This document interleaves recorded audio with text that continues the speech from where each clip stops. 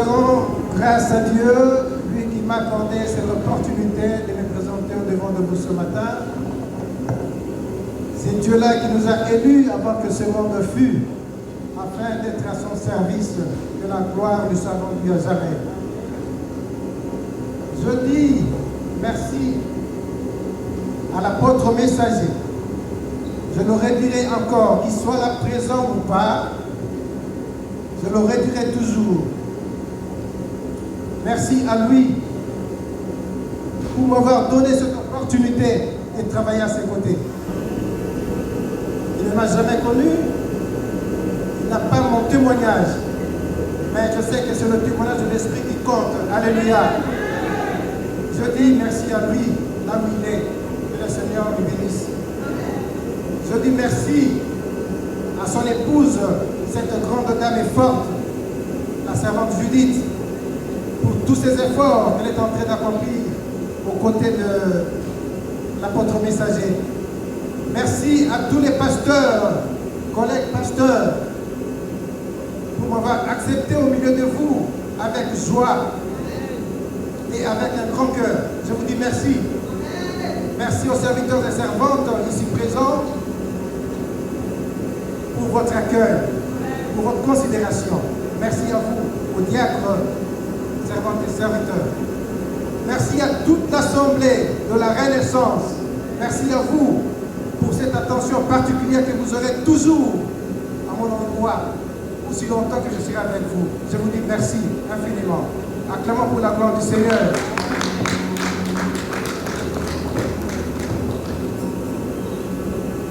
Je vais maintenant prier pour la parole. Je vous prie d'être attentif.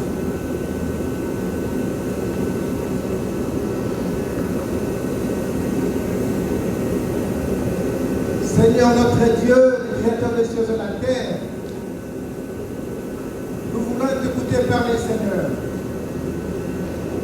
Nous sommes réunis ici rien que pour toi, oh Yahweh. C'est pour écouter toi et toi seul par ton esprit. Nous ne sommes pas venus écouter un individu, Seigneur. Nous sommes venus t'écouter parce que toi, tu nous connais mieux que nous-mêmes. C'est toi qui sommes les reins et le cœur. Tu connais notre besoin, nos besoins. Tu connais ce que nous avons besoin, Seigneur. Nous voulons t'écouter. Oriente-nous, parle-nous, convainc-nous, Seigneur. Corrige-nous s'il le faut. Oh Yahweh, nous allons supporter tes chicottes, nous allons supporter tes répréhensions, Seigneur. Nous te louons ce matin parce que nous savons que tu es là. Parce qu'il est écrit, là où 2-3 sont assemblés à ton nom, tu es là. Nous croyons fermement par la foi, Seigneur, que tu es là, tu nous assistes et tu nous conduis et tu feras des prodiges de miracles au travers de ta parole ce matin au milieu de ton peuple. Sois loué, Seigneur, sois béni, sois élevé, sois exalté pour ta présence. À toi seul l'honneur, à toi seul la gloire.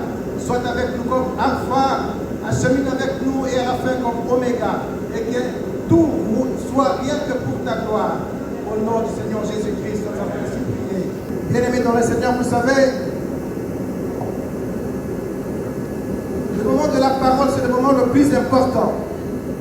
On peut chanter, on peut danser, on peut donner des offrandes. Mais le moment où Dieu parle, le moment où Dieu agit, c'est le moment de sa parole. Alléluia. Et c'est pourquoi, lorsque nous arrivons à ce moment, nous devons être très attentifs. Il est écrit, le Seigneur parle d'une manière tantôt d'une autre. Et le moment que l'Éternel nous parle souvent, c'est par sa parole. Amen. Amen. Nous avons l'habitude chez nous, là où je suis venu, au moment de la lecture de la parole de Dieu, nous on se lève, on se met debout. On se met debout. C'est une manière pour nous d'honorer le Seigneur au travers de sa parole. Amen. Si cela ne vous dérangerait pas, je vous demanderai de vous mettre debout pour la lecture de la parole de Dieu. Dans Jean chapitre 3, versets 1 à 7. Celui qui est prêt peut nous faire la lecture. Je dis Jean chapitre 3.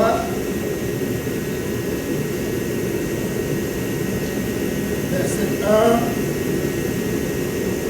à 7. Alléluia.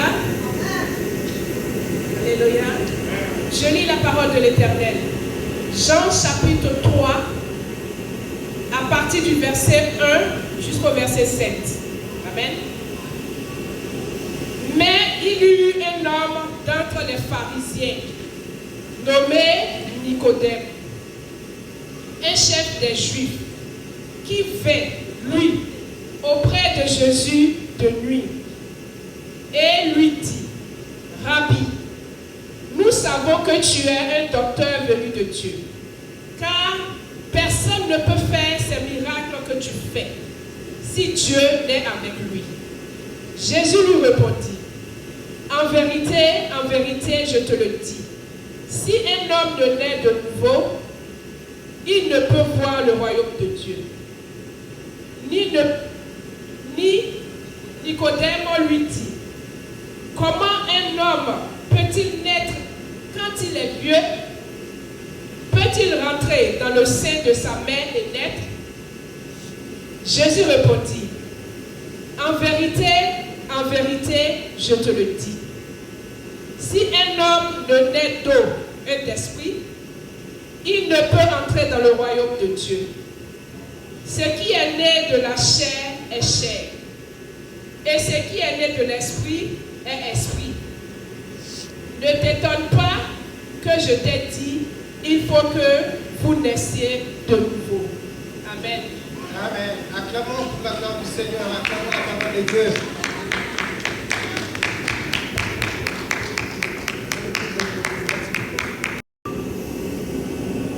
Un homme qui s'appelait Nicodème, un chef des Juifs, qui vint auprès de lui la nuit. Mon message de ce matin s'intitule La Renaissance. La Renaissance. En d'autres termes, la nouvelle naissance. Pourquoi nous avons choisi ce thème ce matin? C'est tout simplement pour que le peuple de Dieu connaisse au moins ce que c'est la naissance ou la nouvelle naissance. Parce que lorsque nous venons à l'église, nous devons avoir un but ou un objectif. Parce qu'il y a ceux qui viennent à l'église avec leur pied et non leur cœur. Amen. Il y a ceux qui s'amènent avec le pied, mais leur cœur est ailleurs. Alléluia. Nicodème est venu la nuit auprès de Christ, lui demander quoi faire pour aller au ciel. Jésus lui dit, il faut que tu naisses de nouveau. Il faut que tu naisses de nouveau. Il faut que tu renais de nouveau. Il faut que tu sois une nouvelle personne. C'est-à-dire, c'est lui qui est en Christ. C'est lui qui est venu en Christ. Avant Christ et après Christ, il faut qu'il y ait une ligne de démarcation. Il faut qu'il y ait une différence entre celui qui est en Christ et celui qui n'est pas en Christ. C'est ainsi que Jésus a dit, il faudrait que tu naisses de nouveau. C'est-à-dire, ne pas rentrer dans le ventre de sa mère pour renaître, mais être une nouvelle personne en Christ. Être une nouvelle créature. C'est ainsi que l'apôtre Paul dira, si je suis en Christ et je suis une nouvelle créature, les choses anciennes sont passées, et voici que toutes choses sont devenues nouvelles.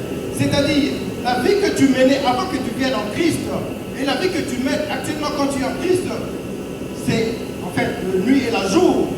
C'est comme de l'eau et l'huile, ne peut jamais être homogène. Alléluia. Bien-aimés dans le Seigneur, nous venons à l'église pour prier. Nous venons à l'église pour écouter la parole de Dieu. Nous venons à l'église pour chanter pour Dieu, mettre nos offrandes. Mais si Christ venait aujourd'hui, je pose maintenant la question à l'Assemblée. Si Christ venait aujourd'hui, qui est sûr d'être enlevé? Qui est sûr? Qui est sûr d'être enlevé? Parce que je reposerai cette question à la fin de mon message. Qui est sûr d'être enlevé? Que la gloire soit rendue à Dieu. Bien-aimés dans le Seigneur, quand nous venons à l'église, nous ne venons pas pour l'apôtre messager, non. Nous ne venons pas voir celui qui prêche, non. Mais nous venons rencontrer Dieu. Et on vient rencontrer Dieu pas avec le pied, mais on vient rencontrer Dieu avec son cœur. C'est avec son cœur. Il faut que vous soyez une nouvelle créature. Il faut que vous soyez transformés. À quoi sert de venir à l'église tous les À quoi sert de participer au culte par téléphone par exemple, et vous restez la même personne? Avant Christ, après Christ, vous êtes la même personne. Alors à quoi sert de venir à l'église? À quoi sert de venir à l'église? Celui qui est en Christ, c'est une nouvelle créature. Pose-toi la question, bien-aimé. Examine-toi très bien. Dans ton milieu professionnel, chez toi à la maison, au collège, au lycée, partout ailleurs où tu peux te retrouver, quelle est l'image que tu donnes d'un chrétien? Quelle est ta manière d'être, de te comporter vis-à-vis de ton entourage? Est-ce que dans ta maison, on peut recevoir de toi un très bon témoignage? Est-ce que ta femme peut témoigner que réellement mon mari, depuis qu'il est en Christ, il n'est plus la même personne? Est-ce que ton mari peut témoigner que réellement ma femme n'est plus la même depuis qu'elle vient à l'église? Est-ce que les parents peuvent bien témoigner de nous, les enfants, que depuis que mes enfants vont à l'église, mes enfants ont changé, ils sont transformés? Est-ce qu'on peut obtenir de toi ce genre de témoignage? Moi, je ne te connais pas. Moi, je ne connais personne. Mais celui qui est assis sur ton trône te connaît mieux que moi. Celui qui est assis sur ton trône, il est quelque part. Là où tu passes tes journées, là où tu travailles, chez toi à la maison, il est là, il te voit. Tout ce que tu fais en cachette, il est là, il te voit. L'apôtre messager ne serait pas là, il n'est pas là avec toi. Moi non plus, je ne serai pas avec toi. On est à l'église, il n'y a pas de policiers derrière les uns les autres, il n'y a pas de policiers. Bien-aimé dans le Seigneur, je t'exhorte ce matin de venir en Jésus-Christ, venir à Jésus avec ton cœur. Venir à Jésus afin que ta vie soit transformée. Venir à Jésus afin que tu donnes un témoignage. Nous sommes tous des arbres plantés que le Seigneur a plantés. Quel est le fruit que tu portes? Quel est le fruit que tu portes? Écoutez, vous savez, beaucoup de chrétiens iront en enfer avec des Bibles en main. Beaucoup de chrétiens iront en enfer avec leur Bible. La Bible, ce n'est pas un signe évident de celui-ci, de ceux qui prient. Hein. Ce n'est pas un signe évident pour dire que non, écoutez, je suis chrétien, j'ai ma Bible. Non, ce n'est pas ça. La Bible, c'est ton cœur. La Bible, c'est ton cœur. Change ton cœur. Change ton comportement. Change ta façon d'être. Change ta façon de parler. Change ta façon de marcher. Partout où tu es, constate en toi que celui-là est chrétien. Il y a des gens qui viennent à l'église, il est chrétien. En quittant l'église, il n'est plus chrétien. Vous avez deux vies. Tu as deux vies. Tu as deux faces. Le Seigneur dit, tu es ni chaud ni froid, il te vomira. Alléluia. Tu seras vomi. Tu seras vomi. Il est temps pour toi de prendre conscience de ce que tu es. Tu es chrétien, tu ne l'es pas. Tu as un pied dedans, tu as un pied dehors. Avant que tu viennes à Christ, tu étais ce que tu es aujourd'hui. Il n'y a pas en fait en toi le jour et la nuit. Il n'y a pas en toi l'eau et l'huile. Tu es la même personne. Mais ce n'est pas ça, c'est pas pour cela que le Seigneur nous appelle. Le Seigneur dit nous devons renaître de nouveau pour entrer au ciel. Nous devons renaître, être une nouvelle personne. Nous devons marcher comme Jésus-Christ a marché.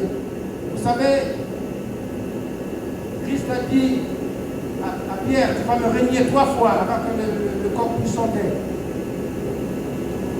Qu'est-ce qui s'est passé? L'apôtre est allé là où ces gens-là s'est réchauffé après avoir condamné Christ. Il est venu lui également à ses côtés pour se réchauffer. Du coup, la première personne nous voit, mais écoutez, monsieur, tu n'es pas avec lui? Non, je ne le connais même pas. La deuxième personne vient. Mais non, toi aussi tu es avec lui, je l'ai vu. Non, c'est pas moi, vous vous trompez. La troisième personne, enfin, elle est consciente. Mais comment est-ce qu'ils ont reconnu que celui-là était avec Jésus? Comment est-ce qu'ils l'ont reconnu? Posons un peu la question. Comment ils l'ont reconnu? C'est par sa façon de s'asseoir. C'est sa façon de marcher. C'est sa manière de parler. On a identifié Christ en lui par sa manière d'être. Est-ce qu'on peut identifier Christ par ta manière d'être? Est-ce qu'on peut t'identifier à Christ par ta manière de parler? t'avait connu quelqu'un qui avait la facilité de langage. On t'avait connu quelqu'un qui insultait des gens. On t'avait connu comme tu étais méchant. On t'avait connu, on t'avait connu, on t'avait connu. Et depuis que tu es au Seigneur, est-ce que tu es la même personne? On peut t'identifier à Christ aujourd'hui. Est-ce qu'on peut t'identifier au Seigneur Jésus-Christ? On peut t'identifier. Est-ce qu'on peut donner un témoignage sur toi? Et puis celui-là, il n'est plus la même personne. Alléluia. Alléluia. Je vous demanderai d'acclamer pour le Seigneur. Acclamez.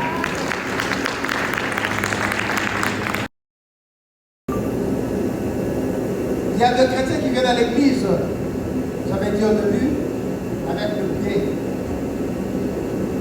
Mais il y a ceux qui honorent le Seigneur par la bouche. Mais le Seigneur nous demande de l'honorer avec nos cœurs.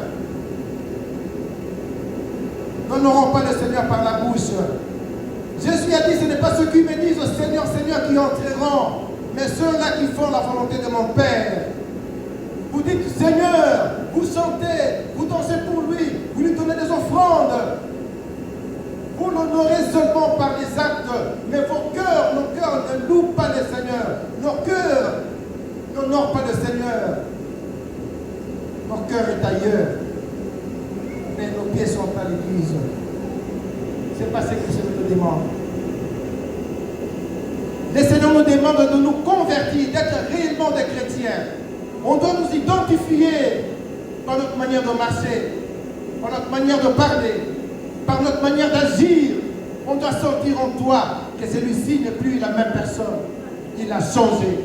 Depuis que le Seigneur, il a changé. Comment nous allons apporter la bonne nouvelle à ceux qui meurent? Comment nous allons apporter la bonne nouvelle si nous n'avons pas un très bon témoignage du Seigneur? Comment nous allons apporter la bonne nouvelle dans nos écoles, au milieu professionnel, à la maison? Il y a ceux qui ont besoin d'écouter la parole de Dieu. Ils nous ont connus avec notre vie passée. Et nous disons que nous sommes à l'église, nous venons prier. Mais nous avons la même vie. Et lorsque nous rentrons près de ceux-là qui nous ont connus, leur dire écoutez, venez prier avec moi à l'église. Il va s'étonner. Ah bon, tu pries? Oui, je prie. Oh. Mais tu ne donnes pas l'impression de quelqu'un qui prie. Hein? Tu ne donnes pas l'impression de quelqu'un qui prie. Nous faisons la honte du Seigneur, je vous assure. Nous faisons la honte. Nous faisons la honte. En sortant d'ici, on n'est plus chrétien. On est païen. Et on fait ce que les païens font. Nous le faisons également. En sortant d'ici, nous allons insulter comme les païens insultent. En sortant d'ici, nous ne pardonnons pas comme les païens font. Nous sommes dans ce monde, mais nous ne sommes pas de ce monde, bien-aimés. Nous ne sommes pas de ce monde. Nous sommes de pèlerins. Nous sommes de pèlerins. Si Christ ne venait pas, rassure-toi, tu n'es pas le maître de ton souffle. Tu n'es pas le maître de ton souffle. Tu n'es pas le maître de ton souffle. Si Jésus-Christ ne venait pas aujourd'hui, la propriété de ce souffle peut te l'arracher. Quel serait ton sort? Quel serait ton sort? Où iras-tu? Où iras-tu après ta mort? Où iras-tu? Où iras-tu? Bien-aimé, l'heure a sonné. Apocalypse 3, 20, la Bible nous dit: voici, je me tiens à la porte, je frappe. Celui qui entend ma voix ouvre sa porte. J'entrerai chez lui, je mangerai avec lui, je souperai avec lui, je dormirai avec lui et lui avec moi. Alléluia. Jésus-Christ frappe à ta porte ce matin, bien-aimé. Il frappe à ta porte. Prends une ferme décision. Décide-toi aujourd'hui. Je voudrais réellement donner ma vie à Christ. Décide-toi aujourd'hui. Je voudrais changer ma vie. Décide-toi aujourd'hui de pouvoir marcher sur ces pas. C'est une question de décision. Et ce qui est vrai, seul tu ne sauras pas le faire. Tu ne sauras pas. Mais avec l'appui du Saint-Esprit, avec l'apport du Saint-Esprit, il va t'aider à surmonter. Ce qui est vrai, la vie chrétienne n'est pas facile. Elle n'est pas facile du tout. Même Christ a dit, celui qui veut me suivre, qui porte sa croix de tous les jours Lui, il a porté sa croix. Il tombait deux fois, il se relevait. Il tombait, il se relevait. Il ne restait pas par terre. Il se relevait à chaque fois qu'il tombait. Cela voudrait dire que dans la vie chrétienne, on peut tomber. Alléluia. On peut tomber. Mais on ne peut pas rester là où on est tombé. On ne peut pas rester par terre. Nous devons nous relever. Nous devons nous relever et porter cette croix et continuer la marche. Alléluia. Alléluia. Vous savez, il y a certaines personnes dans cette vie, il ne leur suffit pas d'apporter la bonne nouvelle pour qu'ils croient au Seigneur. Il suffit qu'ils voient seulement ta façon de marcher, ta façon de parler, ta façon d'agir. Juste ton comportement peut prêcher certaines personnes. Juste le comportement.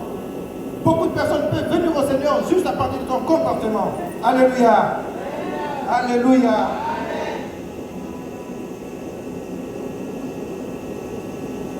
Écoutez, dans Hébreu, la Bible dit, aujourd'hui, si vous entendez sa voix, n'endurcissez pas vos cœurs. N'endurcissez pas vos cœurs. Aujourd'hui, c'est un autre jour pour toi et moi. Quand je suis là devant vous, en train de parler, en train de presser, je suis en train de me presser moi-même également, ne vous en faites pas. Je suis en train de me presser. Je sais ce qui sort de ma bouche, je sais. Je suis en train de me presser. Et moi, je ne peux donner que ce que j'ai. Et ce que j'ai, c'est ce que le Seigneur a mis en moi. Aujourd'hui, c'est ton jour. Aujourd'hui, c'est ton jour. C'est une question de décision. Il ne faudrait pas qu'à la fin de compte, que je puisse regretter pourquoi j'allais à l'église, pourquoi je donnais beaucoup d'offrandes, pourquoi je chantais, pourquoi je servais le Seigneur. Si à la fin des comptes, je ne le vois pas, je ne me retrouve pas avec lui au ciel. Parce qu'il a dit, il y a beaucoup de demeures dans la maison de mon Père. Si cela n'était pas, je vous l'aurais dit. Il y a une place pour toi, il y a une place pour moi au ciel.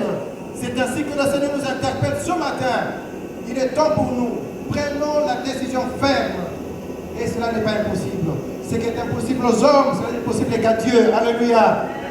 Ce que tu vois impossible, à Dieu c'est possible.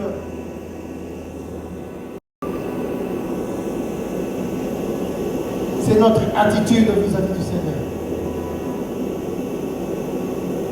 Bien-aimé dans le Seigneur, comment mènes-tu ta vie?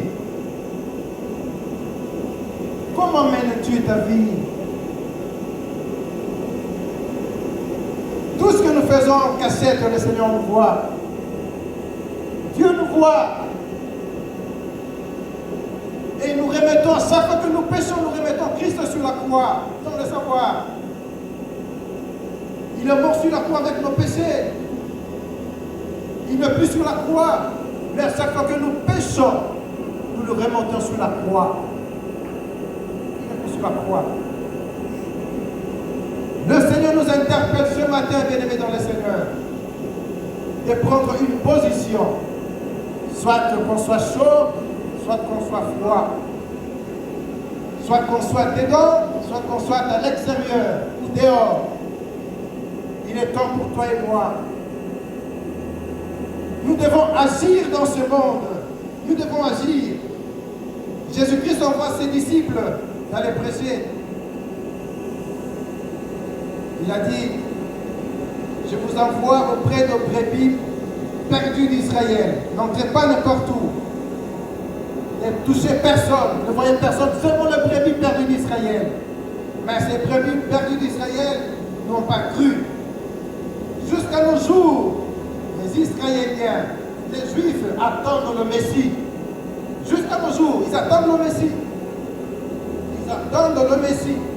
Alors que c'est un peuple choisi par Dieu seul. Ils attendent le Messie. Alors que le Messie est venu au milieu d'eux, ils n'ont pas cru à eux. Ils n'ont pas cru. C'est ainsi qu'il a dit, allez maintenant faire de toutes les nations des disciples. Toutes les nations jusqu'aux extrémités de la terre. Et dans Jean 17, Christ a prié pour tous ceux qui croiront au message des apôtres, moi et toi. Nous avons pris à ce message. Et que nous dit ce message ce matin? Nous devons venir au Seigneur avec nos cœurs. C'est ce message qu'il nous dit. Nous devons venir au Seigneur avec nos cœurs. Nous devons changer notre attitude. Nous devons nous donner gloire au Seigneur par notre manière d'être dans nos milieux habituels. Que ce soit à la maison, au lycée, au collège, au milieu professionnel, partout. Nous devons dégager une bonne odeur. Bien-aimé dans le Seigneur, tu dégages quelle odeur? Tu dégages quelle odeur? L'odeur de la mort, l'odeur de la vie. Tu dégages quelle odeur? Tu portes quel genre de fruits en toi? Tu portes quel genre de fruits? Le fruit agréable à voir qu'on a mangé? Ou le fruit de la connaissance du bien et du mal? Tu portes quel fruit? Toute arme qui ne porte pas de fruits, le Seigneur a dit, sera coupé, jeté au feu. Voudrais-tu être jeté au feu à la fin de compte? Avec tout ce que tu as fait pour le Seigneur, il est temps pour toi. Il est temps pour toi, bien-aimé dans le Seigneur, de prendre garde de la manière dont tu te conduis en étant chrétien. Il est temps pour toi de confesser sincèrement Jésus-Christ dans ta vie comme Seigneur et Sauveur, en âme et conscience, afin que ton nom soit écrit dans le livre de vie. Afin que ton nom soit écrit dans le livre de vie du Seigneur. Sinon tu seras coupé. Tu seras sans importance devant le Seigneur. Malgré que tu donnes beaucoup d'offrandes, malgré que tu prêches la parole, malgré que tu chantes pour le Seigneur, quoi que tu fasses pour le Seigneur, mais si tu n'as pas Christ sincèrement dans ta vie, parce que si Christ vit en toi, ce n'est plus toi qui vivras, mais c'est Christ qui vivra en toi. Amen. Qui peut lever son doigt et dire que Christ vit en moi? Qui? Amen. Qui peut se lever son doigt que Christ vit en lui? Gloire au Seigneur. Et si Christ vit en toi, il faudrait que le fruit de l'Esprit soit manifeste. Il faut que tu manifestes le fruit de l'Esprit. Il faut que tu manifestes la vie de l'enfant de Dieu. Alléluia. Bien-aimé dans le Seigneur, je dis, je le redis, c'est un grand jour pour toi et moi. C'est un grand jour.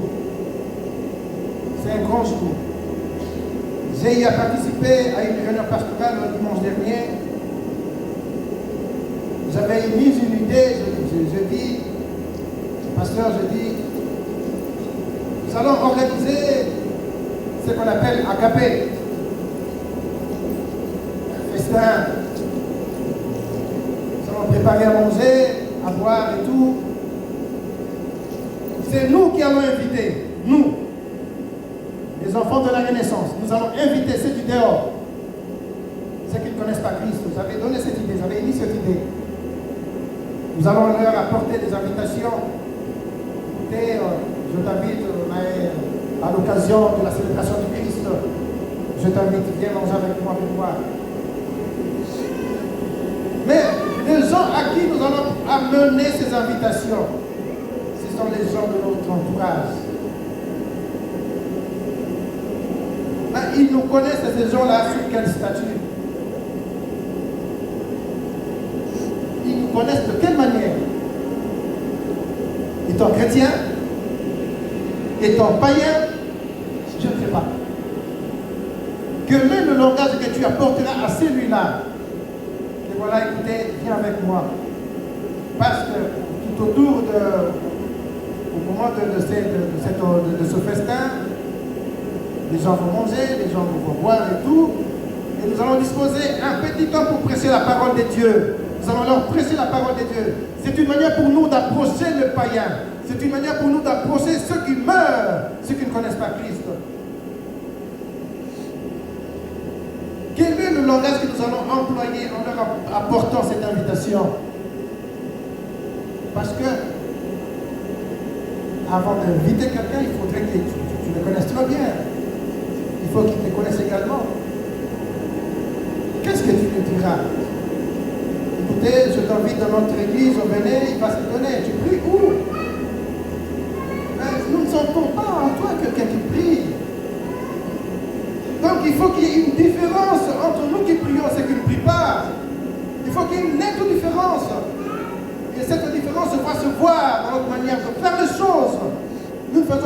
de la même manière que, c'est ainsi la Bible nous dit, marchez selon l'esprit et vous n'accomplirez pas le désir de la chair. La chair a été tirée de la terre. Et souvent les désirs de la chair viennent de la terre. Souvent le désir de la chair vient de ce monde, tandis que le désir de l'esprit vient de haut. Ce sont deux choses différentes. Nous devons toujours manifester le désir de l'esprit pour ne pas accomplir le désir de la chair. Car, écoutez bien aimé, entre le conducteur et le véhicule, qui conduit qui? Alléluia. Entre le conducteur et le véhicule. La servante. C'est toi qui conduis la voiture ou la voiture qui conduit? C'est moi qui conduis. Si la voiture te conduit, tu vas connaître un accident. Si la voiture te conduit, tu vas te retrouver dans un ravin. C'est toi qui conduis la voiture. Alléluia. C'est ce que je dis. En réalité, en l'homme, c'est l'esprit qui est en lui. L'homme, ce n'est pas cette chair. Quand le Seigneur viendra, la Bible dit, nous serons changés en un d'œil. Nous aurons le corps spirituel. Et corps spirituel, l'esprit n'a ni chair, l'esprit n'a ni os. Nous devons conduire ce corps. Et nous avons ce pouvoir. Si nous nous laissons conduire par le corps, nous allons nous perdre. Nous allons nous perdre. Mais nous ne laissons pas conduire par le désir de la chair. Les désirs de la chair sont différents avec le désir de l'esprit. Bien-aimés dans le Seigneur, vous savez, quand Christ reviendra, nous ne serons pas étonnés, nous verrons les pasteurs aller en enfer. Nous verrons les pasteurs aller en enfer. Nous verrons des gens qui donnaient beaucoup d'argent à l'église, ils iront en enfer. Des gens qui allaient en enfer. La Bible dit, il n'y a pas une fête au ciel quand je prêche. Non. Il n'y a pas une fête au ciel parce que je donne beaucoup d'argent à l'église. Non. Il n'y a pas une fête au ciel parce que je chante pour le Seigneur. Non. Il y a une fête au ciel lorsqu'un pécheur se répand. Il y a une fête au ciel lorsqu'un pécheur se répand. Il y a une fête au ciel quand un pécheur se répand. Et pour que ce pécheur se répande, il faudrait que moi et toi lui apportons cette bonne nouvelle. Alléluia. Alléluia. Bien-aimé, vous savez, le ciel, même Jésus-Christ lui-même n'a pas pu expliquer clairement ce que c'est le ciel, le paradis. Non. Si vous lisez bien la Bible, Jésus-Christ disait, le royaume des cieux est semblable à. Le royaume des cieux ressemble à. Il n'a pas donné exactement ce que c'est le royaume des cieux. Non. Il est semblable. C'est-à-dire, quand on dit que la servante est semblable à la servante Christine, elles sont semblables, mais elles ne sont pas identiques. Ils ne sont pas la même personne. Donc Christ n'a pas pu expliciter exactement ce que c'est le royaume des cieux. C'est pour vous dire, c'est quelque chose de grand, quelque chose qui est inexplicable. Ce sont des choses qui n'ont jamais monté dans les pensées de l'homme. Ce sont des choses que l'oreille n'ont pas entendues, que la bouche ne pourrait même pas expliquer. Alléluia. Bien-aimé, c'est le moment le plus important. Un chrétien, c'est celui-là qui remet en cause sa vie chrétienne de tous les jours. Vous devez remettre en cause votre vie chrétienne. Vous devez vous remettre en cause tous les jours, tous les jours, tous les jours. C'est remettre en cause, dire réellement est-ce que je suis chrétien. La manière dont je me suis comporté tout au long de ma journée. Est-ce que je plie à Dieu?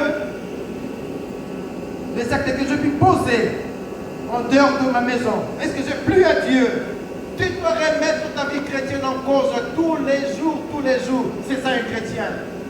Et quand tu verras que réellement tu n'as pas bien marché, tu ne t'es pas bien comporté, tu reviens au Seigneur. Seigneur, pardonne-moi. Je m'étais mal comporté, j'ai insulté. Là, je n'étais pas chrétien, pardonne-moi. C'est ça un chrétien. Remettre sa vie en cause, la vie chrétienne en cause tous les jours. Et surtout demander au Saint-Esprit de nous conduire. Demander au Saint-Esprit de nous ouvrir les yeux. Demander au Saint-Esprit de nous donner la force d'y parvenir. Car ce n'est pas facile non plus. C'est pas facile. Remettons tout le jour en cause notre vie chrétienne. C'est comme qui dirait faire le bilan tout le jour de sa vie. Faire le bilan de sa vie chrétienne. Je sors le matin. Quand je rentre, tu fais le bilan de ta vie. Ce que tu as fait la journée, par où tu es passé, par où tu es tombé. Qu'est-ce que tu n'as pas fait? Qu'est-ce que tu as fait qui n'a pas plu au Seigneur? Tu te réponds. C'est ça la vie chrétienne. C'est ça la vie chrétienne. Bien-aimés dans le Seigneur, je ne voudrais pas non plus abuser de votre temps. Eu égard à cette parole de ce matin, s'il y a quelqu'un qui se sent interpellé, qu'il a besoin d'une vie de renaissance, qui a besoin d'une vie, une nouvelle vie dans le Seigneur, qui a besoin d'un coup de pouce spirituel pour qu'il puisse se réveiller. La Bible nous dit, soutenons les faibles. Bien-aimé, je suis là pour toi, je vais te soutenir ce matin. Je vais vraiment te soutenir. Je suis appelé pour ça.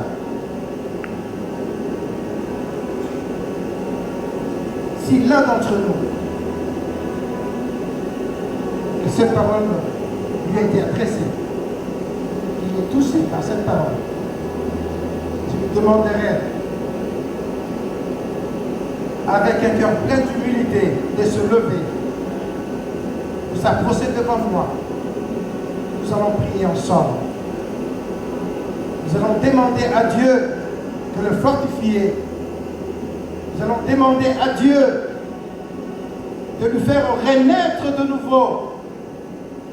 Demander à Dieu de lui donner cette force, cette capacité de pouvoir vaincre le monde. Car Christ a dit, j'ai vaincu le monde, j'ai vaincu le monde, j'ai vaincu le monde. Et je vous ai donné le pouvoir de vaincre ce monde. Il nous a donné ce pouvoir. Parmi nous, il y a des faibles, nous devons les soutenir. C'est lui dont la parole lui a été adressée ce matin. Il se connaît, moi je ne connais personne. Mais le Seigneur qui a mis en moi cette parole, il sait pourquoi. Lorsqu'il y a une campagne d'évangélisation, ce n'est pas tout le monde qui se convertit le même jour. Lorsqu'il y a une campagne d'évangélisation, peut-être Dieu peut s'adresser à une seule personne, à une seule âme. Je me rappelle un jour, au pays, quand je suis venu au Seigneur, on avait l'habitude d'aller prêcher dans les hôpitaux. Un jour, moi, avec un frère, nous sommes allés, on s'est préparé spirituellement, nous sommes allés dans un hôpital pour prêcher. C'était une grande salle. Il y avait le lit comme un dortoir. On a pressé, on a prié pour les malades, on a prié. Et des fois, le Seigneur met en nous la parole de la connaissance.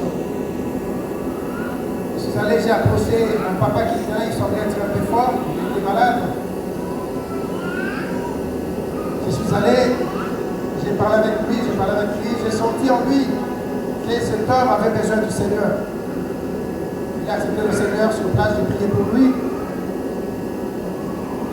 Le Seigneur a mis en moi une parole de connaissance aujourd'hui. Nous reviendrons dans une semaine, dans cette même salle. Nous verrons certaines personnes qui seraient sorties déjà. Beaucoup d'entre vous ne seraient plus là. Je ne savais pas ce que je disais. Une semaine après, nous sommes rentrés dans ce même hôpital, dans cette même salle. Il y a quelques-uns qui étaient déjà sortis et les autres étaient encore là. J'ai demandé, le papa m'a dit, juste après votre message, le soir même, le papa a été mort. Alléluia. Il était mort. J'ai glorifié le Seigneur, je dis, Seigneur, merci. Je sais que ce papa-là verra le Seigneur.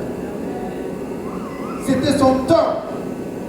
Je dis, donc, le Seigneur nous a envoyé juste pour ce papa. Pour cette âme. J'ai dit gloire au Seigneur. Alléluia. Alléluia. Je vais terminer mon message. Vous savez la chauve-souris? Vous savez la chauve-souris, n'est-ce pas? Elle a 2 ailes. Donc c'est un oiseau. Amen. C'est un oiseau. Mais si vous l'observez attentivement, elle a le visage d'un animal. Alléluia. Un jour, les animaux étaient en fait, chauve-souris est apparu au milieu d'eux. Parce qu'elle ressemblait aussi aux animaux. Elle est allée. Il était confondu avec tous les animaux. Ils ont mangé, ils ont fêté et tout. Et il est reparti. Les oiseaux également un jour, ils étaient en fête avec ses ailes. La chauve-souris est partie. Elle était confondue parce qu'elle avait 2 ailes au milieu des oiseaux. Un jour, la chauve-souris était décédée. Alors il fallait organiser des obsèques. Les animaux se sont réunis de leur côté. Parce qu'ils se sont dit, c'est notre frère. Les oiseaux également se sont réunis de l'autre côté. Les oiseaux se sont dit, non, c'est notre frère, parce qu'elle a 2 ailes. Alors, les animaux sont venus pour prendre le corps. Les oiseaux également sont venus. Il y a eu une forte discussion. Mais non, elle n'est pas humaine. Elle a 2 ailes. Elle a notre race.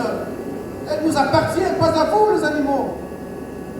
Les animaux ont dit, bah oui, elle a 2 ailes, bien sûr. Montre-nous le bec. Montre-nous le bec. Montre-nous le bec du chauve-souris. Les oiseaux se sont ressaisis. Ah oui? Elle n'a pas de bec. Waouh! Elle n'a pas de bec. Il commence à se retirer. Alors, les animaux se regardèrent entre eux. Ils se disent, mais écoutez, nous les animaux, nous n'avons pas des ailes non plus. Hein? Parce que nous volons, nous courons, nous ne volons pas. C'est qui n'est pas le nôtre. Les animaux se sont retirés. Et la chauve-souris restera seule. Il était à la portée des fourmis, ils l'ont mangé. Il n'a pas trouvé qui faire organiser des obsèques pour lui. Alléluia. C'est pour dire quoi, bien-aimés dans le Seigneur? Nous qui sommes, nous chauds, ni froids, à qui nous appartenons? À Jésus? À qui nous appartenons? Au diable? À qui nous appartenons exactement? Parce que le Seigneur dit, il vomira. Celui qui est ni chaud, ni froid. La question nous est posée. Observe-toi très bien. Fais l'introspection. Observe-toi très bien. Tu te connais mieux que moi-même. Mais celui qui te connaît mieux te dit, prends garde ce matin. Si tu ne prends pas la décision de changer ta vie, si tu ne prends pas la décision de te métamorphoser, si tu ne prends pas la décision de marcher selon les pas du Seigneur, ton sort c'est ce jour-là. Alléluia. Acclamons pour la parole du Seigneur. Jésus.